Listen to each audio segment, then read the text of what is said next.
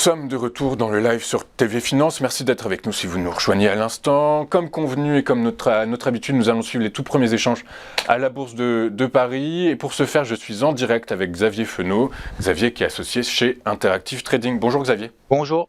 Bonjour Xavier. Il est 9h02. Je vous remercie d'être avec nous ce matin. Évidemment, l'invasion en Ukraine, l'invasion officielle en Ukraine est au menu de cette séance du jour. Xavier, quelles sont les règles à connaître dans ce type de situation, Xavier ? C'est vrai que c'est une situation exceptionnelle, donc on va, contrairement à notre habitude, plutôt que de parler de zone support, de résistance et tout, parce que c'est vrai que dans ce type de situation, finalement, déjà, au-delà de la considération qu'on a des vies humaines qui sont en jeu, qui sont d'ailleurs nettement plus importantes que les marchés, et encore plus aujourd'hui, c'est vrai que là, l'analyse technique ne sert à rien. En fait, là, on est dans une phase de panique. Alors, on pourrait parler du fait qu'il y a des valeurs refuges qui montent, l'or, l'argent. On pourrait parler de support clé, effectivement, sur le CAC, puisque on devrait ouvrir, on n'a pas encore ouvert, on devrait ouvrir entre, moins 3,5, moins 4%, mais encore une fois, c'est selon l'épaisseur du trait, sur les 6004, 6005 peut-être. Et en fait, on est dans une phase un peu de panique où les gérants, les investisseurs sortent légèrement et peut-être s'allègent un petit peu de marché si on est déjà exposé, mais prennent pas forcément de décision maintenant, parce que c'est vrai qu'il y a eu quelques études qui ont été sorties, notamment sur un peu tout ce qui s'est passé à chaque fois qu'on a ce type d'événement, des invasions, finalement des retraits des troupes, etc. Donc ça peut durer plusieurs jours. Au-delà du fait d'être dans une lessiveuse, là on est véritablement dans une broyeuse, c'est-à-dire que en fait tout le monde se retire des ordres, que ce soit à l'achat, que ce soit à la vente, les carnets sont un peu vides, donc du coup c'est encore plus volatile que d'habitude.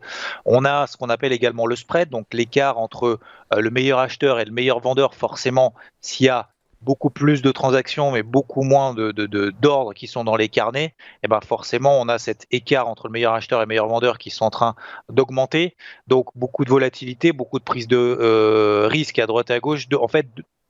Entrer dans ce type de marché là maintenant, c'est vrai que c'est une grosse prise de risque, et encore une fois l'analyse technique ne sert à rien. Alors on peut déterminer Xavier, encore une fois des zones. Xavier, je vous coupe, le CAC a ouvert en I7 4,25 à l'ouverture là. Moins 4,5, c'est vrai que voilà. Alors après, est-ce qu'on va terminer à moins 6 ou à moins 3,5 ? Ça, franchement, ça c'est de la devinette. Je pense que c'est pas vraiment ça l'objectif. Là, c'est plutôt si on est déjà exposé, et qu'on l'est trop, c'est de se réduire, mais légèrement, parce que, encore une fois, ça peut durer plusieurs jours.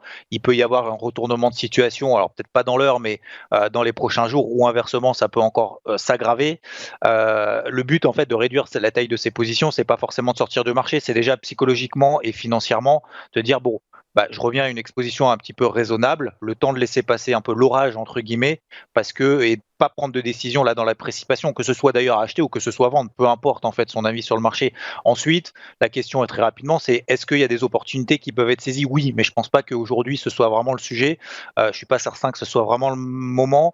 Et alors je vais le faire bien évidemment après dans mon coin ou quoi que ce soit, mais le but c'est pas forcément se dire là c'est une opportunité ou c'en est pas une. Je pense que là le but, c'est de laisser passer un petit peu l'orage, du faire du mieux possible. Le marché nous rappelle encore une fois, alors c'est même pas le marché, mais de manière générale, le marché nous rappelle qu'il peut y avoir ce type d'épisode. Je l'ai malheureusement connu sur d'autres phénomènes. Il y a eu les élections américaines, et notamment les tsunamis qu'on avait eu notamment au Japon, etc.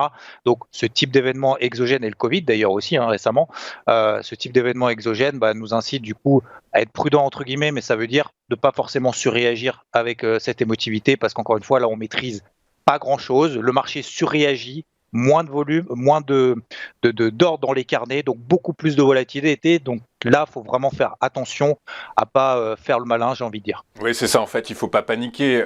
Quand on regarde l'historique des conflits et les réactions du S&P 500, notamment par rapport à ces conflits, donc le dernier, c'est celui de l'annexion de la Crimée par la Russie, donc on est dans la continuité de ce qui s'était passé il y a 8 ans. Le marché a marqué une forme de résilience assez importante au bout d'une semaine, est revenu à 0,9%. Du coup, comme vous dites, il ne faut pas paniquer, en fait. C'est vraiment...